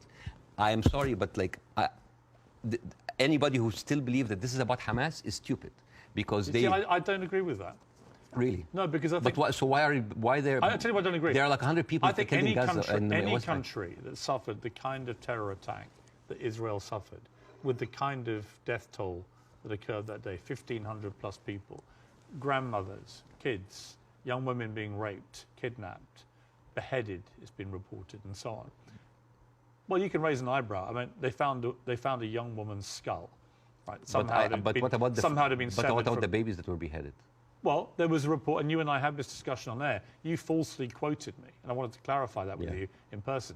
You thought I'd said that 40 babies had been beheaded. So what did you say? I never said that. What did you say? I said it's been reported that 40 babies were killed, some of whom had been beheaded. That's what I said. Yeah. Totally different. Yeah. There's a very different. Well, it is different. Yes. Do you accept it?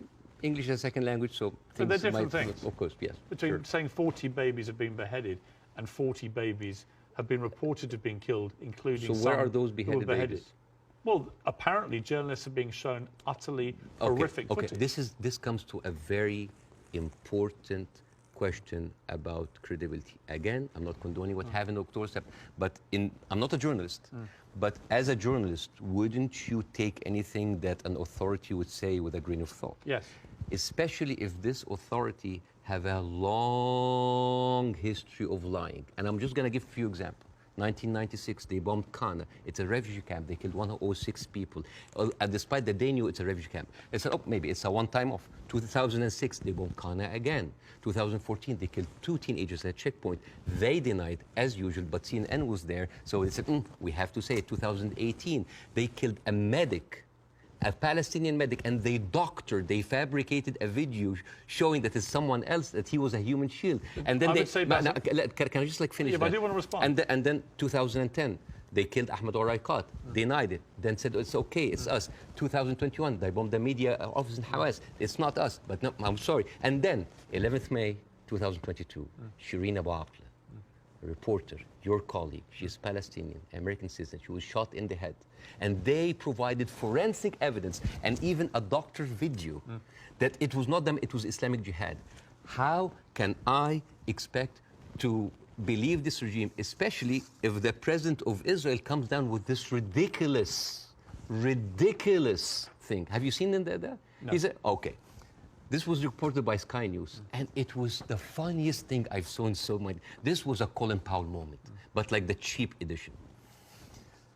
Mr. Herzog said, Isaac Herzog, it's like, we have found evidence on one of the terrorists, a manual to create chemical bombs.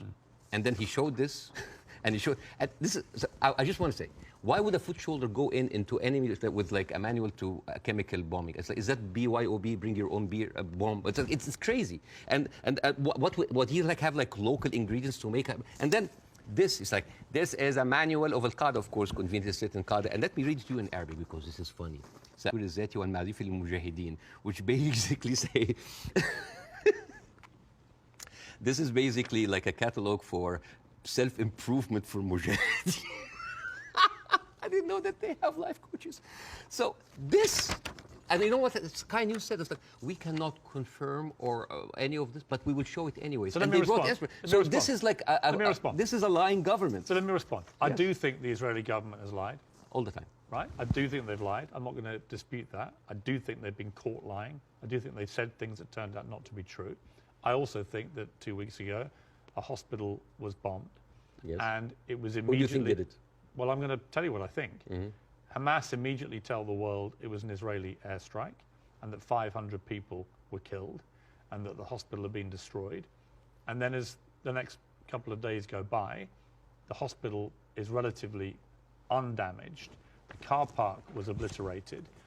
Many fewer people than 500 were killed. How many people died? We don't know, because actually we're reliant on the Palestinian Health Authority, which is Hamas in Gaza, for the figures. So we don't know the number, but a lot fewer people died, it would appear, than the like 500. 100? We don't know. 50? Either way, it's appalling, but it may not have been anywhere near as appalling as was first said by Hamas. But here's the point. Most independent studies of what happened have concluded that it was almost certainly a militant stroke terror group inside Gaza, and they fired a rocket which landed in the hospital car park. In other words, it wasn't an Israeli airstrike. So I have an issue with that, because for 3 days before the attack, the priest and the patriarch of the hospital, because it's called the Baptist hospital, said that they have received multiple warning from Israel that they're going to hit the hospital. And then at the time of the hit of the hospital, one of the top aides of Netanyahu, he tweeted about like, we hit the hospital, and then he deleted it, and then basically like Israel gas-lighted the world. But, it was not us. But that's why I said most independent. No, that's not true. New York Times actually like just published something to prove that it was shot from Israel. And the thing is, no, okay, they didn't. Though. Okay, numbers. They didn't. Numbers. Bassem, that's not true. Okay. The New York Times has not reported that it was Israel. No, they said they haven't. Okay. That's not true. Over 10 years, Hamas launched 35,000 rockets into Israel. And many failed. They killed 69 people. And 25% military, only part of them were civilians. So over 10 years of 35,000 rockets, they killed 69 people. But in one strike, you want to tell me that these glorified firecrackers caused that kind of damage? Yes, it looks like they did, yeah. Okay. Yeah. And actually, it wasn't the damage that was reported by Hamas, who wanted people to believe it was an Israeli airstrike. So my point would be, I'm happy to concede that Israel government has lied about stuff over the years.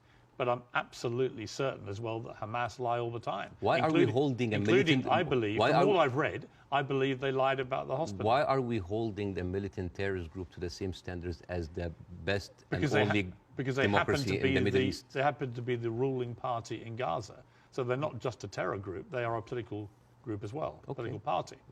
Okay. Well, they are.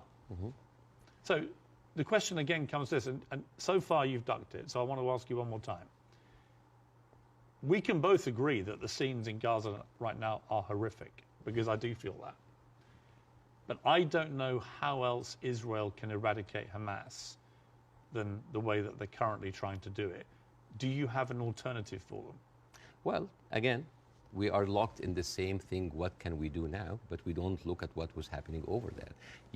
The best recruiter for Hamas is Israel. I mean, you have talked a lot about the horrible condition in Gaza. Yes. I mean, let's imagine like a little boy called Rami. He lives in Gaza. You know, he have a horrible life, but like, you know, it's like, it's not that bad. I know he has a cousin in the West Bank. He's living a good life. He wake up in the morning and he found out that he was kidnapped by 3 settlers. He was burned alive by kerosene and he was forced to drink the kerosene. His name was Muhammad Abu Khudaira. That settlers did that to him in 2016. Said, all right, you know what, I'm just going to leave. I'm going to find a way to go to Europe. His aunt is a published author, and she won a prize in the Frankfurt Book Fair. His name is Adnaya Shalabi. And now she was canceled because of what's happened, just because of her a Palestinian. His other aunt in America, his name is Amawi. She is a speech therapist, and this is close to my heart because of my son. And she was fired because she did not want to sign the government contract that said that you cannot join BDS, which I don't understand. Why do people choosing to protest peacefully by not buying goods from a certain country? Why would the United States make that its own issue? So, and this guy, this Rami is being approached by like, oh, join Hamas, join us, let's go kill Israel. No, I don't want to kill.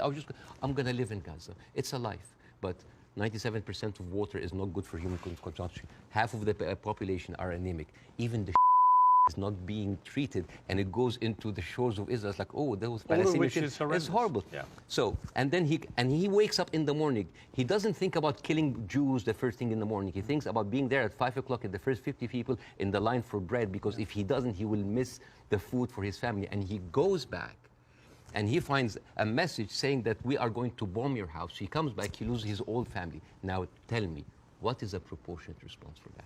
I don't know. I don't know. You cannot create terrorism and then you... I don't know.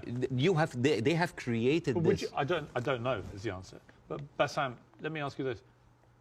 Hamas will have known when they perpetrated what they did on October the 7th, what the scale of response was likely to be.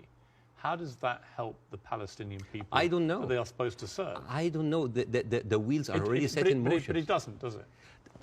I do not, you know, this is the thing. I feel sometimes that Hamas is with us in the room, that we are bringing Hamas.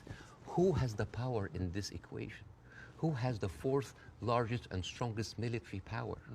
The whole idea about Israel, it's like, oh my God, the Arabs are going to destroy us. Look at the map. Hamas, well, hang on. Hang on. Hamas's stated goal is the eradication of Israel and the Jewish people. Yes. They make no pretense about it. They've made no attempt, unlike the Nazis who try to cover up their crimes. Absolutely. They've made no attempt to try and deny what they brazenly boasted about it. Yes. They are proud of what they did. Right? And they will have known, again, the scale of what they did on October the 7th would have prompted this kind of response, which would have led to thousands of innocent Palestinians getting killed. And my question for you... I wish the 7th of October never happened. Right, but every time something you say happened. Hamas is everywhere. Well, yeah, actually all roads, roads on this particular part of the crisis, and I accept it's been going on for 75 years, this conflict, but all roads in this crisis lead to Hamas and what they did. And not necessarily. Because all roads goes to the condition that created Hamas. If the Jewish people were expelled from Europe and went to Argentina or South Africa and Uganda and went in and took the land, you would have Hamas in all of these places. You and I can agree that the conditions Palestinian people have had to endure in Gaza for a very long time are completely unacceptable. I think it's completely unacceptable that Israel has wielded such control over the people of Gaza, working out who can come in and who can go out, turning on and off water and power on a whim, turning off the internet on and off at a whim, all that kind of stuff I can completely agree with. But given that I think we agree Hamas are a terror group... Okay, let's say... Let me finish my question. Given that we agree that Hamas is a terror organization who have a publicly stated position of annihilating not just Israel, but Jewish people, and as we saw on October the 7th, they mean it. If you are Israel, what do you do to get rid of those people who have shown the world that's exactly what they will actually do if they get the chance? You know what I would do? I would give the Palestinians what they deserve. Terrorism is a virus. Yes? It's a virus. I agree. If a patient with a flu came to you and you're a doctor, how can you treat that patient? How do you treat it as a doctor? How do you do? Well, you're the doctor. You give them nutrition, fluids, and rest. So the immunity of the body gets rid of the virus on its own. If I received that patient with a flu and I took a sledgehammer, it's like, why are you not getting better? Do you think that patient will get better? No. You are weakening him. You are making him worse. Israel did not just like weaken the body of Palestinians, making them unable to get rid of hate and radicalism. They have openly bolstered about helping and giving money to the same terrorist organization. So, I agree. I think Netanyahu is complicit in keeping Hamas in power because it suited him politically. yes, And I think you can't get away from that. yes. There's no question of that. But there's also no question that the Israeli government, led currently by him, has to stop Hamas from perpetrating another terror attack. And again, it comes down to this question.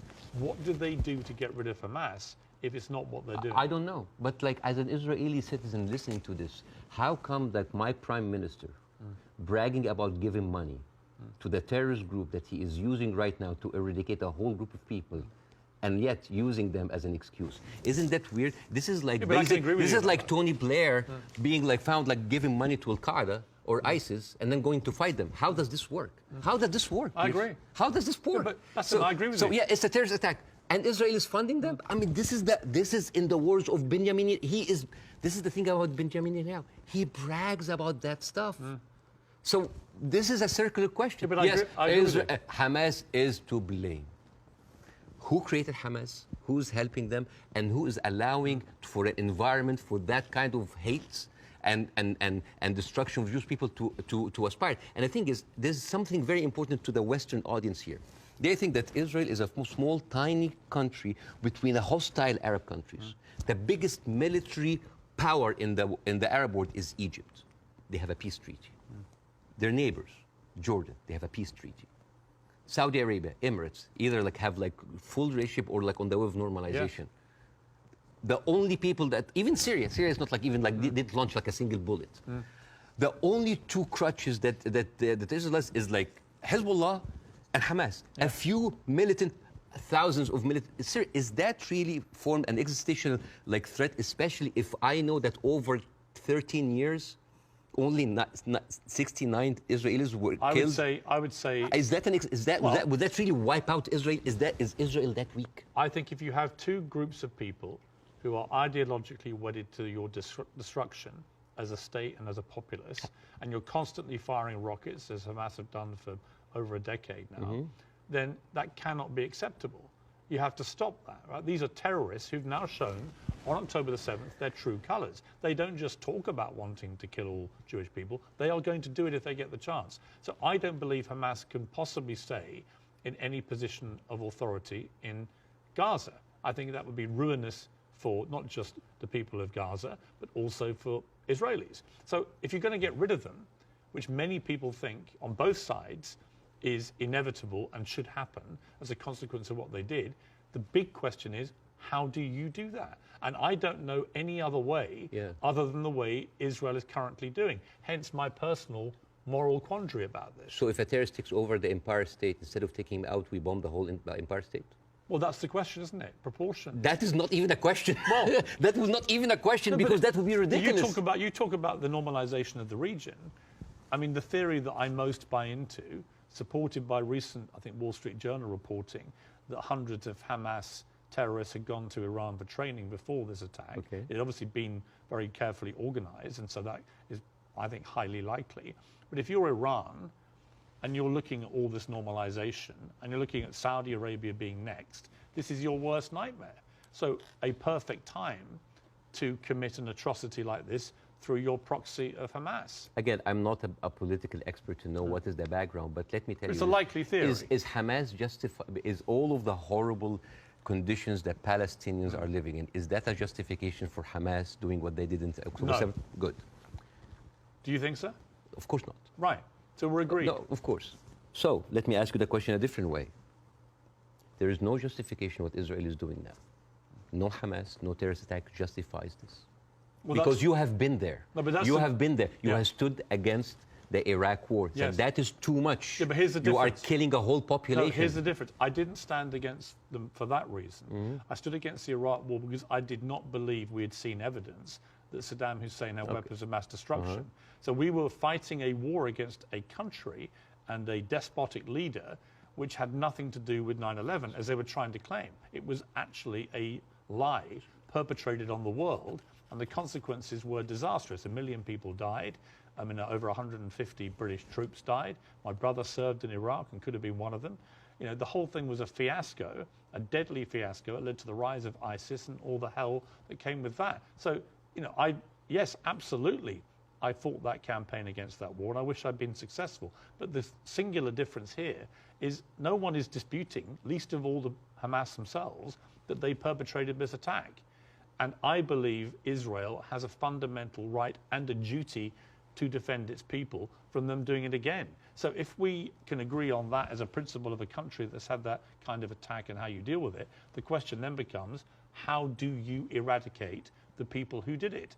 And I just think, given the intense nature of the way the population exists in Gaza, very, very large numbers of people in confined places, and that is in itself unacceptable, and I will agree with you about all of that, and that has to be fixed longer term. But actually, if Hamas are everywhere there amongst these people, I just don't see any alternative to what they're doing. And I'm very happy to consider one. But I don't think you have one either. So if the Iraqis were actually, there was evidence that they were behind 9/11, would that still be okay to kill a million Iraqis? We have a parallel, which is Afghanistan. And in fact, I would say, but that raises a different question. So was the Afghanistan war just? I believe it was, in a way that Iraq wasn't. I believe that Afghanistan was harboring terrorists, Al-Qaeda. We know that they were training there. We know the Taliban were there. And we went in, we launched this war. It goes on and on and on. Huge bloodshed on both sides. And in the end, after a ridiculous overnight pullout by America and President Biden, the Taliban are back in charge and waging the same kind of medieval rule they waged before all this. So you've got two things. Was it justified to strike back at Afghanistan for harboring Al-Qaeda? I would say yes. Did the means in the end justify the war? You could argue no, actually, because actually you ended up with the Taliban back in charge. So they're two different things. And it may well be here, by the way, as I've said, that if Israel pursues this ground invasion, it backfires horribly. It leads to a much wider conflict involving many other people, possibly including Iran directly. And it could be a horrendous escalation and a massive war raging through the whole region. And that is my fear about it. But I come back to the central point of justification, and I'm really struggling to see what else Israel is supposed to do to get rid of Hamas. And if you've got an alternative, let's hear it. I do. Piers, this is never about Hamas. Believe me, it is never about Hamas. If somebody tells you who they are, listen. Israel has been telling the world all the time, they need to clear the Gaza Strip into Egypt. You think that's always been the plan? Always there. I mean, they have said it. They have said it many times. Why does Egypt take them? And do you think when Egypt takes them, do you think they'll go back? No, never. And then when they're done with Gaza, they will go back to the West Bank. They will kind of like build the settlements around them, and then until they push them into Jordan, because that is the plan. They have talked, not just Benjamin Netanyahu, everybody said like there's no state, two states. It is one state, and it's for the Jewish I don't people. think he believes in a two-state solution. Nobody believes in a two-state solution. It is one state. But nor do Hamas, obviously, and they're the ruling authority in Gaza. They don't. You see what you're comparing? It's a militant group. It's a small militant group. But they are Israel as a nation. They are the elected political leadership. They were elected in 2006, and 50% of the people in Gaza right now are under the age of 16. They were not even born. I understand. Yeah, like so. And the so thing. All right. So Bassem, let's agree about that. But that's the circle. It's Hamas, I understand. It's a circular firing squad. Hamas. I know. But okay, let's move forward. Oh yeah. Let's assume somehow we get to a place, possibly at the instigation of countries like Saudi Arabia and others getting directly involved, where you get to a place where Hamas are removed, and I don't quite see how that happens without enormous further bloodshed, but let's assume they get removed. Let's assume that Netanyahu is removed from office, which I think is highly likely just from the fury of his own people about what they see as the defensive and security failings, plus his attack on the Supreme Court already causing huge polarization. Let's assume we get new leadership in both places. Could there still be peace? Could there still be a two-state solution? No. It can never happen. No, because Israel have already shown it's not about Netanyahu. It is the policy of Israel not to give the Palestinians their seat. It has always been there. But what if you find leadership that understands? You will not. But why are you so... You will not. Why do you not think so? Because Israel has been... But they would say the same about the other side. And I remember... Who has the power? Let me give you a parallel. Obama in his book. Let me give you a parallel. Okay. Let me give you a parallel. Northern Ireland, okay? Northern Ireland appeared to be completely intractable, with the IRA and the loyalist paramilitaries trying to kill each other. In the IRA's case, trying to kill British people as well, because they did not want this to go the way that people wanted it to go. And ultimately, we got to peace because we found leaders who actually had the courage to get in the room with the people that were trying to kill them and to do a deal. I don't think you can do that with Hamas. I think they're on a different scale altogether to the IRA. But we did have a seemingly intractable place riddled with violence on both sides, and eventually we got peace. Do you not see there's any chance of doing that here? No, not with Israel. Obama, after he left office, he wrote in his book, the problem with the Palestinian-Israeli conflict is that one side is extremely powerful and one side is extremely weak. There is absolutely nothing to oblige that strong side to give anything.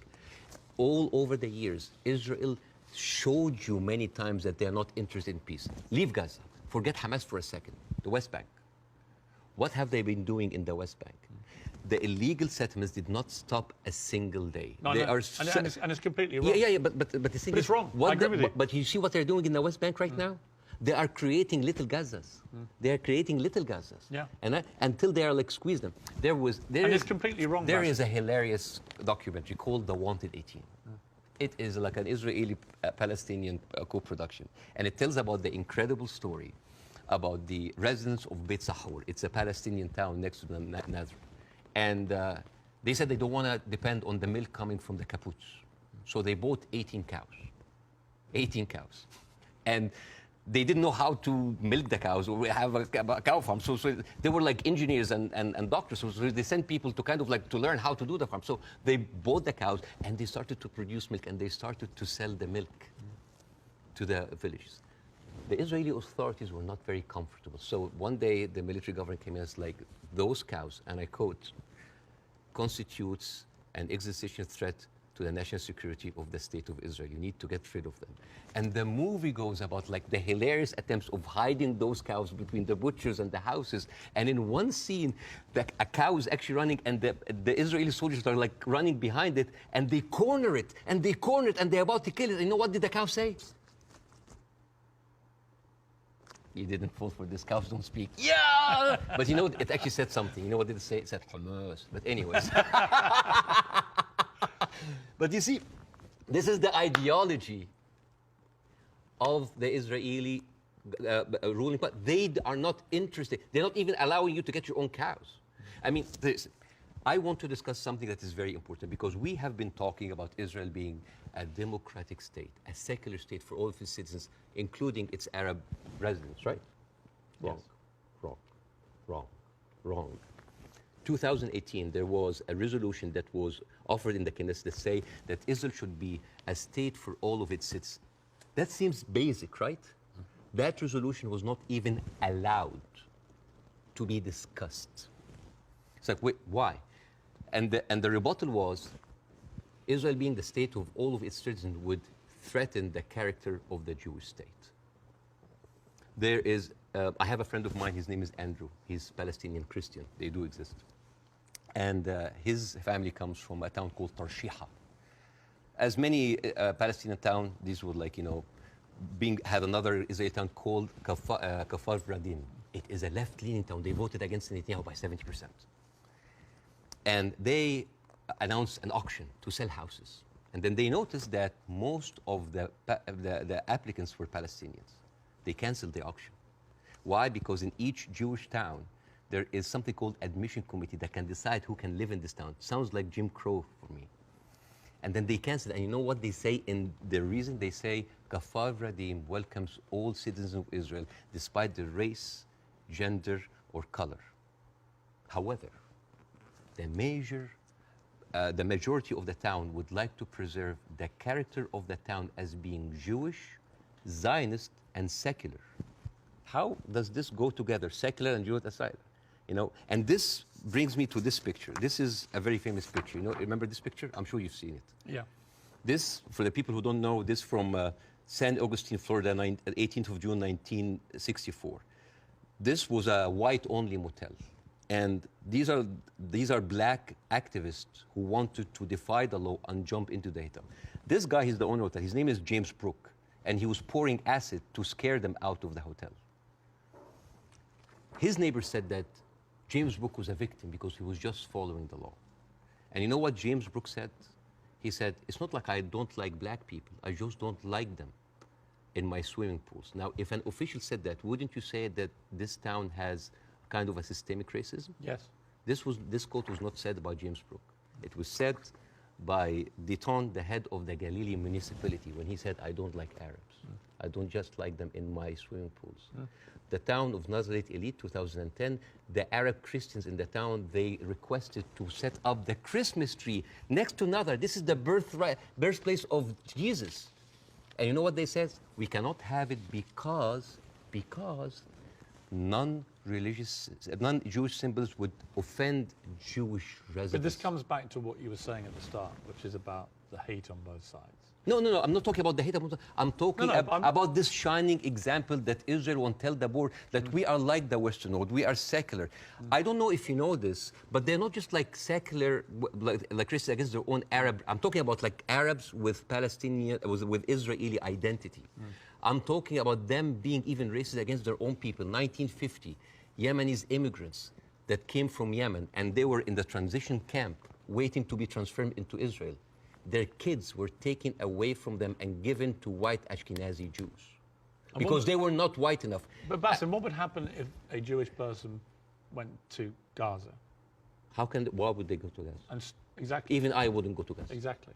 That's my point. Yeah, it's a dystopia. Who would? But like, but I'm just. So it's not just. You're raising points about Israel, making out that somehow they're as bad or worse. No. But what's going on there? Hamas has ruled over the Palestinians in the most oppressive way imaginable. Absolutely, but you know what? Hamas never claimed that they are the only democracy in the region. They never claimed that they are secular. They never said that they adopt Western tradition. And they definitely, they did not use that lie in order to carpet bomb a whole country. Okay. Now here, I want to say one example. And I'm going to leave you. All right. Israel, you think that Israel will like, by the way, the whole thing about the Yemeni children, you can find it in New York Times. It's called like the lost children of Israel, the forgotten.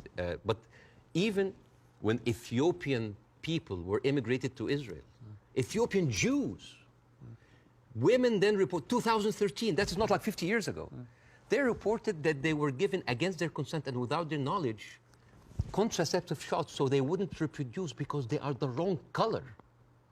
Israel is a racist, apartheid country that is projecting this shiny example of secularism and democracy for the people so people can accept whatever they do because they look at Palestinians as lesser people. This is the whole point. This is the whole point. And I would like to quote Winston Churchill.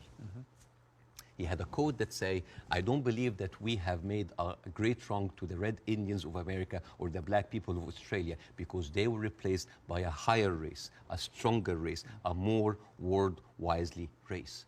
This is why Queen Rania is criticizing the West. This is why we here said, like, where are your values? Because this is the crux of the problem. It's not Hamas. It's not Palestine.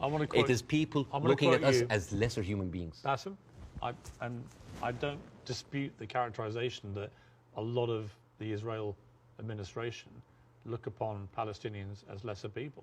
Otherwise, they wouldn't. They even look at the Ethiopian Jews and Yemeni Jews like less. I wouldn't dispute that. I want to quote you to end this. No, why would you end this? Don't end this. We'll be talking for 2 hours. Why not? At some point, we're having an amazing time. We can do another interview. Well, this one goes big. I think this is a neat way to end it. You said, I actually believe there is a middle ground between everybody and they can meet. I direct my criticism for the extreme of each one of them. That was you, Bassem Youssef. I agree with that. But I don't share your view there can never be peace in this region. I think there can't be with the current leadership structures in both countries, or both places. But I definitely think you've got to be optimistic about peace. You just need to find people looking forward to it. I hope so. But the reason, listen, I refused to come on your show when your producers first called me for the first interview because I was scared. I was afraid. For me, that was a career suicide. Because I'm talking. This is even important because you are someone who's always talked about like against cancel culture, about like speaking your mind out, speaking your mind out. I left Egypt and I came to America, the land of the free, the home of the brave. But I didn't know that there was a fine print said that you cannot speak about Israel.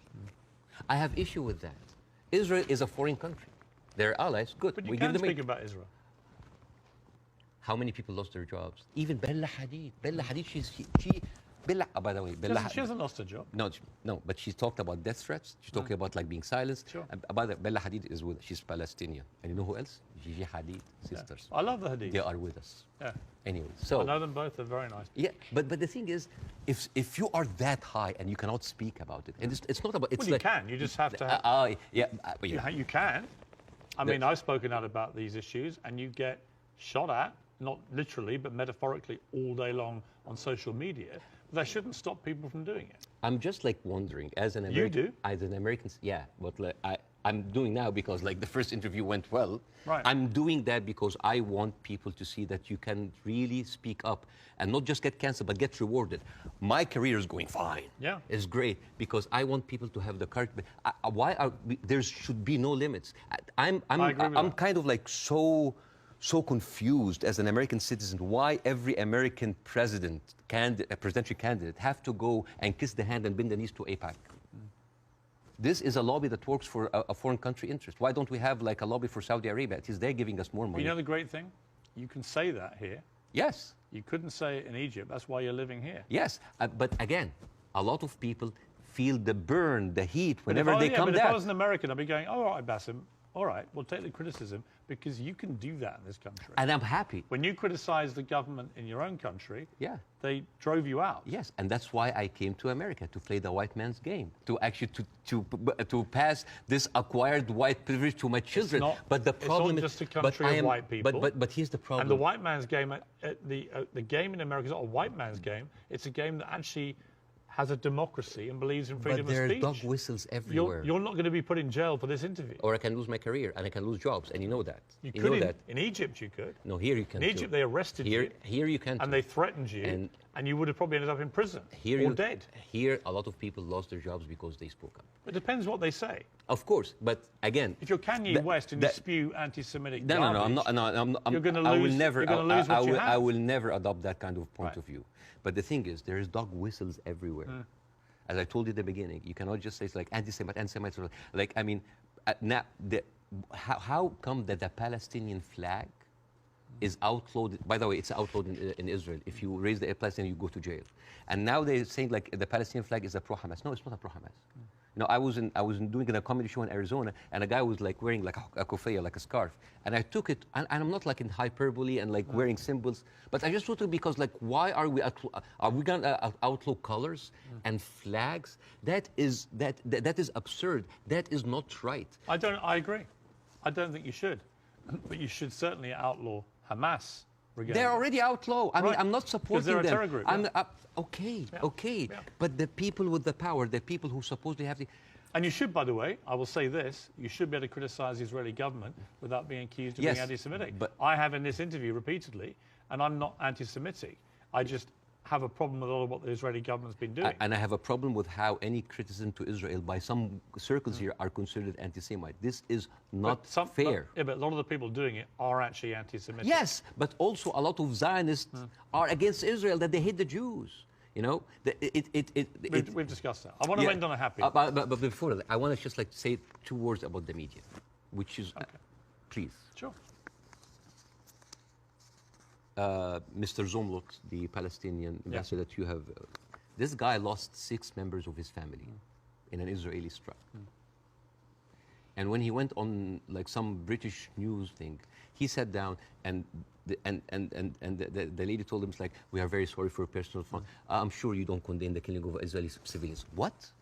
In the same moment. There's another girl like called Yara Eid. She was like on Sky News. And the girl was like crying, like, I lost 30 members of my family, 17 of them are children, I lost my best friend. And then, what did you think would happen forget about empathy. I think a lot of people... What about manners? Well, I think you have to start... I've said this repeatedly. You have to start from a place of humanity. You have to look at what happened on October the 7th and feel utterly outraged and disgusted for the loss of human life. Yeah. And you also have to feel that for what's happening in Gaza to innocent people. But and if you can't feel both for both sets of people, both sets of innocent people being killed, if you can't feel a sense of despair and horror over their deaths, you don't have any humanity. Believe me, Piers, it's not really about that. There's a deep sentiment in the Middle East, in Arabs, that the West do not look at us as equals. Well, you know what? So what I did, I went to the machines. Yeah. And I asked ChatGPT simple questions. Do Israelis deserve to be free? And you know what they tell me? Yes, Israelis deserve the right like any other people. And then I asked the same question, do Palestinians deserve to be free? And you know what they tell me? It is complex. It is a sensitive issue. Well, it's not complex. It's not sensitive. The Palestinian people should be free. Yeah, but and even the machines have... have... Let me finish. And they should have exactly the same rights to freedom and freedom of expression and a way to lead their lives and to water and to power and to internet that Israelis have and we have here in America and we have back in my home country of the UK. And I want that for the Palestinian people. We've got to end it there. Okay. Mainly because I've worked up a hell of a hunger in 2 hours of interview, and you have brought your wife's cooking. So tell me again how I do this. Okay, so basically... Take a piece of this, you put it in the olive oil. Yes. Which is from the West Bank. Yeah, from the West Bank. And then a little bit of this. Yes. Like that? Yes, yes. This is like amazing oil coming from the olive tree. This has come from the West Bank. Since 1967, Israel have actually uprooted 800,000 olive trees, just to... That is absolutely delicious. I know. Please thank your wife for me. Thank you. Wish her all the best and her family, particularly those who are obviously in Gaza. It's been great to see you. Thank you so much. In America. Let's do it again. Let's do it again. Let's keep talking. Yes. I honestly think the way through this is people keep talking. Yes. Good to see you. Thank you so much.